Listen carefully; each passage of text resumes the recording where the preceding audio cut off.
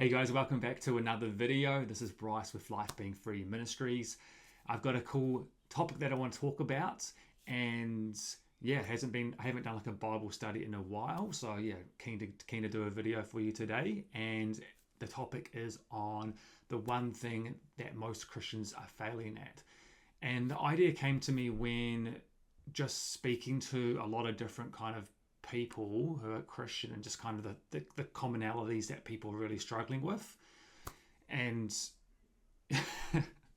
so I'm a bit like all over the place at the moment because before I made this video, this guy was walking on my property and mumbling and looked like he was doing a workout, press ups. I think he was on meth or something, but I swear, whenever I'm about to do videos, weird stuff happens, I don't know, something in the spiritual realms that happens, It's weird. But anyways, back to the video. So the one thing most Christians are failing at, and I think all of us can do a lot better with this, and I'm speaking to myself when I made this video, and it's kind of the main reason why I made it, because I wanted to really find out what the Bible talks about this, and it's about being consistent. So consistent with praying, spending time with God, studying the Word, that kind of stuff. How I came across this is I was keep reading scriptures that had the word always, and the always implies that you have to be consistent. It means it's a habit that you always do, right? So if we look up the definition of the word always, so it says at all times, whatever occasions, for the whole or a specific or a period of time. And it even says without exception, consistently. So you can look this up yourself, go Google it. So I think being consistent is a very, very good character trait that us Christians should have. But of course, it can flip on the other side of having bad habits, being consistently bad at something, but we want to be consistently good at developing the good characteristics that God wants us to have, right? So I want to dive in some scriptures now where there's some examples where it highlights this word always. So the first one that I came across was in Luke chapter 18 verse 1, and it reads, "And he spoke a parable unto them to this end, that men ought always to pray and not to faint." So just highlighting the importance of always praying, and obviously the endurance to not lose our faith. There's also another one which is around the whole armor of God in Ephesians. So this is in chapter 6 verse 18. "Praying always with all prayer and supplication in the Spirit, and watching thereunto with all perseverance and supplication for all the saints." So highlights it at the start, praying always. And another one I came across was in John chapter 8 verse 29. So this is Jesus speaking, and it says, "And he that sent me is with me, and the Father have not left me alone, for I do always those things that please him." So that's coming into the doing God's will, obedience kind of thing. And another one I have is in Romans chapter 1 verse 9. "For God is my witness, who I serve with the Spirit and the gospel of his Son, that without ceasing I will make mention of you always in my prayers." So I think that's Paul, and just highlighting that he's always interceding prayers for others. When I edit this, I'll put the verses over top of the video for you guys. And there's actually a lot more scriptures I thought had this word always in it. And this is what I love about AI. I asked it, can you pull up through all the verses that have this word in it? And it brought through a lot more than I thought. But it's not just because of that, but it picked up patterns. So when a scripture says always, it typically has these 5 characteristics in it, or themes that it's talking about.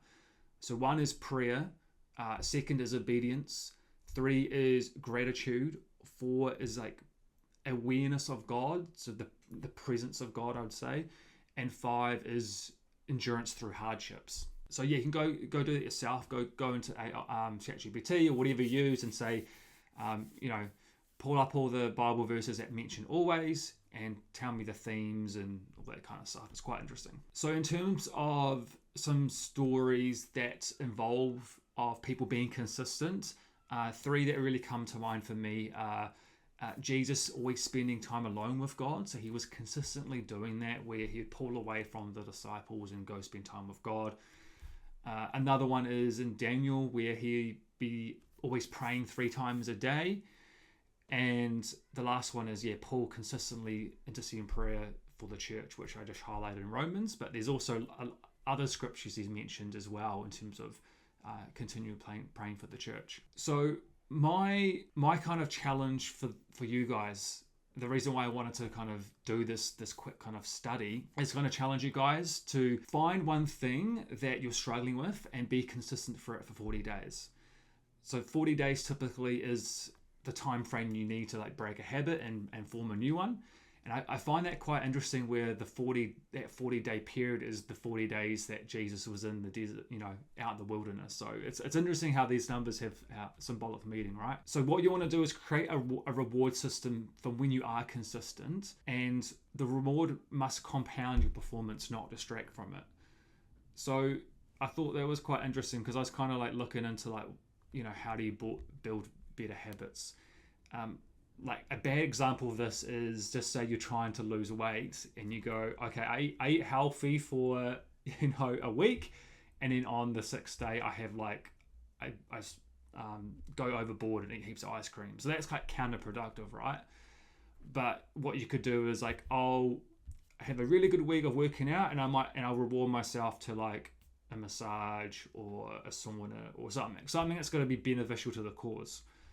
So whatever that looks like spiritually, I guess the kind of that's the challenge. How do we form it? But ultimately, we want to shift from like a rewards based system to like an identity shift. So rather than being like, I need to pray this amount of times, and then I might treat myself to something, rather being like, this is who. Rather we want to shift to being like, this is who I am. I always pray in the morning and at night. It's just so ingrained in us. That's what we always do. That's ultimately we want to get to. But if you're unsure on what habit you best want to form with God, like what you want to be consistent with God, for me, for example, like praying, I'm always inconsistent. So it's definitely something I want to get better at. Read James chapter 1 verse 5. So it says, if any of you lack wisdom, let him ask of God, that give to all men liberally, and upbraid not, and it shall be given him. So if you're unsure, just pray. Obviously, everything we do, we want to pray and ask for wisdom and guidance from God, that he will tell us what we need to improve on. And I really like this quote. He's like this British entrepreneur guy. Maybe some of you have heard of him. So Alec Hormozi. I'll put this on the screen. I love this quote. It says, you must first become consistent before you can become exceptional. And I think that's so true. Like if we want to be really on fire for God, doing his will, we first must be consistent. And even with the basic things, even with the simply like praying and reading our Bible and things, because God needs to know that he can trust us with more responsibility. And I think being consistent is a big part of that. And when I'm speaking to, especially men, we all struggle with, spending more time with God, praying, and getting together with like-minded people more consistently. So that's my challenge to you. I definitely want you guys to think of what you need to work on. But I won't go into much on like how to change your habits and things. That's something I wouldn't say I'm an expert in. I'm definitely trying to get better. But this book here, Atomic Habits, is a good place to start. It's got a lot of information, but essentially what the main pillars are, it breaks it down in different kind of like ways to make it easy to transition to like building good habits. So like it breaks down like first 4 laws, and it says make it obvious. Second is make it attractive. Third is make it easy. And fourth is make it satisfying.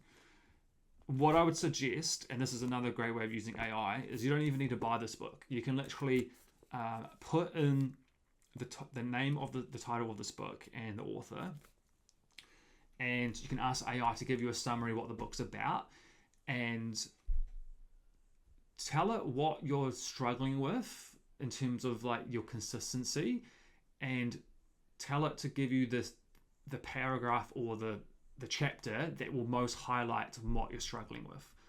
So that's what I'm going through. I'm going through chapter I think it's 15 at the end.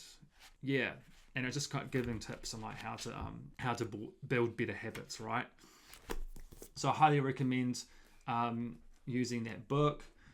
And yeah, ultimately the answers are always in the Bible, right? I mean, I was quite shocked that there was so many scriptures that continually mention always, and the three kind of like stories of or whatever of people being consistent. I mean, there's so many others that you could bring up.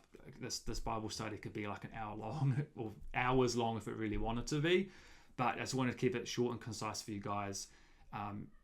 If you fix this, I feel like the rest of the things would follow, you know. Spending more time with God is always going to be a good thing. Praying is always going to be a good thing. So yeah, be consistent, guys, and I promise you would, if you be consistent for 40 days, you'll see a difference. So I pray this message blesses you guys, and I hope that we'll see you on the next one. And if you're brand new here, welcome. Please like and subscribe, and yeah, I'll see you on the next one. Peace. God bless.